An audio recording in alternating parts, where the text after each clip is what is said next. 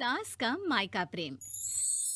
रिद्धि की सास को हर वक्त अपने मायके का गाना गाने की आदत थी। अरे बस करना माँ, मामा का ये किस्सा तो 50 बार पहले भी सुना चुकी है। अरे हाँ, तो क्यों ना बताऊं। तेरे चाचा तो उस वक्त हाथ झाड़ कर खड़े हो गए थे। तब मामा ही था तेरा जो आगे आया और मदद की। देखो अब ठीक है ना, जो हो गया सो हो गया। क्यों एक बात को हमेशा गाती रहती हो। अब तो बहू घर आ गई है, उसे तो सबको मान कर चलना है ना, कि सिर्फ सास का मायका ही समझेगी वो। तभी वहाँ रिद्धि आ जाती है। माँ, आज मैं घर जा सकती हूँ? माँ को मेरी बहुत याद आ रही है। शादी के बाद एक बार भी नहीं गई। हाँ तो कौन जाता है। अरे मेरी शादी के बाद जब मैं विदाई होकर आई, इतना बड़ा ससुराल मेरा, खाने वाले 10 लोग और बनाने वाली मैं सिर्फ एक। ऐसा लग रहा था जैसे सिर्फ खाना बनाने के लिए ही ब्याह किया है। वो तो मेरा भाई था, गांव से एक काम करने वाली चाची को भेज दिया जो मेरा हाथ पटाती थी, और उसको पैसा, खाना, कपड़ा, रहने के लिए कमरा, वो सब किसने दिया था? तुम्हारे भाई ने। ये मामला रोज का था। ससुर भी जब गुस्सा होते तो वो सारी बात कह देते जो उनके मन में इतने समय से चल रही थी। मेरा भाई, भाभी, भतीजा, भतीजी सब छुड़वा दिया। मैंने जीवन भर सिर्फ तुम्हारे परिवार वालों से निभाया, लेकिन अब भी चैन नहीं है तुमको। बहू के सामने सास को लगा कि उसकी बेइज्जती हो रही है। अब सुन बहू, अपने कमरे में जा, कहीं नहीं जाना मायके वायके। घर का काम कौन करेगा? पड़ोसन। बहू समझ जाती है मामला गर्म चल रहा है। कमरे में जाने में ही भलाई है। कमरे में क्या है? तुम्हारी माँ हर वक्त चिक चिक चिक करती रहती है। कल ताई मिली थी तुम्हारी मुझे, लेकिन मजाल है सासू माँ की उन्होंने एक बुराई की हो, लेकिन सासू माँ हाँ, जब देखो तब ससुराल के लोगों की बुराई करती रहती है। बेचारे पापा जी कितना मिस करते हैं अपने घर वालों को। मेरा तो बड़ा मन करता है कि ताऊ जी, चाचा जी और सब मिलकर रहे, ना साथ रहे लेकिन आना जाना तो ठीक से रखे। हिंदुस्तान और पाकिस्तान एक हो सकता है, लेकिन चाचा और ताऊ के परिवार के साथ हम लोगों का मिलन ना जी ना, कभी नहीं हो सकता। ये बात है। देखिए, मेरे साथ ना ज्यादा चैलेंज मत करिएगा। ऐसा कोई काम नहीं है जो मैं नहीं कर सकती। ससुर जी जो कि बहू की बात सुन रहे थे, सामने आ जाते हैं। अरे बेटा, तू ये कर सकती है तो प्लीज मेरा परिवार किसी तरह मुझसे मिलवा दे। सारी जवानी तो मैंने किसी तरह काट ली, लेकिन जीवन के इस पड़ाव पर बहुत याद आती है मेरे परिवार की। हाँ हाँ पिताजी, आप चिंता मत करिए, बस मेरा साथ देते रहिए आप दोनों। फिर देखिए कैसे माँ जी भी ठीक हो जाएंगी और पूरा परिवार भी एक हो जाएगा।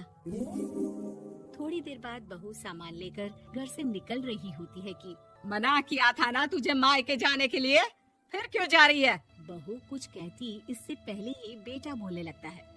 क्या है माँ, वो घर जा रही है। वैसे भी उसके माता पिता ने मुझे 10 लाख दिए तब जाकर मेरा काम शुरू हो पाया, वरना तूने मेरे लिए किया क्या है? अरे वाह बेटा, बचपन से पढ़ाया लिखाया, तेरे दुख दर्द में जगी, और आज वो लोग तुझे सही लग रहे हैं। और फिर ससुराल में लड़की खुश रहे, ये तो मायके वालों की जीवन भर की जिम्मेदारी रहती है। तो ये तुमको भी तो सोचना था ना। ताऊ जी ने पापा को पढ़ाया लिखाया, जब तुम नहीं आई थी तो पापा के लिए ताई जी ने पापा की माँ की तरह देखभाल की। अब बोलिए। अरे तू कुछ नहीं जानता बेटा, तेरे पापा को सब पता है, तभी वो उन लोगों से वास्ता नहीं रखते। मैं उन लोगों को जानता हूँ, लेकिन मैं तुम्हें नहीं जानता कि तुम्हारे मन के लायक काम नहीं हुआ तो तुम घर की शांति बर्बाद कर दोगी। सास जोर जोर से चिल्लाने लगती है। तभी वहाँ सास का भाई आ जाता है। अरे क्यों आप लोग मेरी बहन को परेशान करते रहते हैं? पहले ये जीजा कम थे, जब बहू भी आ गई। बहन, मैंने तो 30 साल पहले ही बोला था, अपना हिस्सा ले और छोड़ इन लोगों को, चल अपने साथ। बहू समझ जाती है कि मामा ससुर की नजर किस पर है। देखा, तुम लोग मुझे अकेला मत समझना, मेरा भाई खड़ा है आज भी मेरे लिए। बहू मायके जाती है और आते वक्त साथ में एक नौकरानी ले आती है। अरे बहू, कुछ खाने को दे दे। अरे आंटी, क्यों भाभी को परेशान करती रहती हो? उनके भाई ने मुझे जिम्मेदारी दी है। किसी भी चीज की परेशानी नहीं होनी चाहिए भाभी को। जो चाहिए मुझे बोलने का। आय हाय, बहू के मायके वालों का इतना दखल। ये मेरा घर है, कोई कल का आए इसे पूरा कैप्चर कर ले, ये बर्दाश्त नहीं होगा मुझसे। क्या हो गया सासू माँ? क्यों सुबह सुबह चिल्ला रही हैं? चमेली, ओ चमेली, क्या कहा था मेरे भाई ने तुझे? अरे दीदी बहुत तेज है आपकी सासू माँ। मैंने तो बोला कुछ चाहिए तो मांग लो मुझसे। अरे निकल यहाँ से, घर को रेलवे स्टेशन बना रखा है, जो देखो वो घुमा जा रहा है यहाँ से वहाँ। ये कहीं नहीं जाएगी। ये जाएगी तो घर का काम कौन करेगा? मैं। हाँ, और क्या करती है बहुएं? घर का काम ही तो करती है, इसमें नया क्या है? तभी वहाँ ससुर जी आ जाते हैं। हाँ, तो यही बात तो तुम्हें भी समझनी चाहिए थी ना।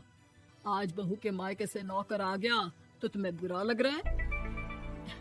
अरे तो उस वक्त गर्मा गर्म खाना तो सबने खाया ना। ऐसा तो नहीं है कि मेरे मायके का नौकर था तो सिर्फ मेरे लिए बनाता था। अरे निकालो इसे, फिलहाल बाद में बात करती हूँ।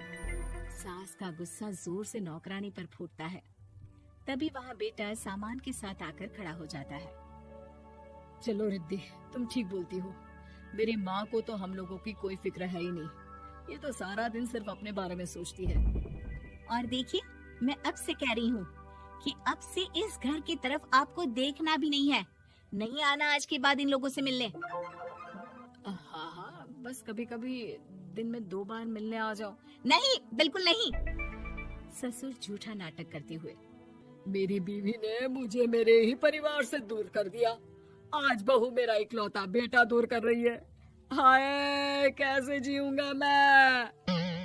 वाह, वो भाई जो आपको बेटे की तरह मानता था, उन्हें छोड़ने में तो दुख नहीं हुआ।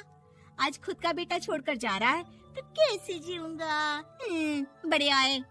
अब सास समझ चुकी थी कि उससे गलती क्या हुई है।